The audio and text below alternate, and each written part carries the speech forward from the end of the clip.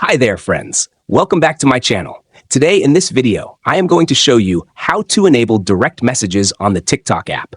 Please consider subscribing to my channel and liking this video. Let's get started, guys.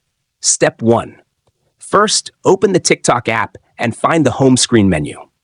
Step 2. Next, tap on your profile picture at the right side of the screen corner. Step 3.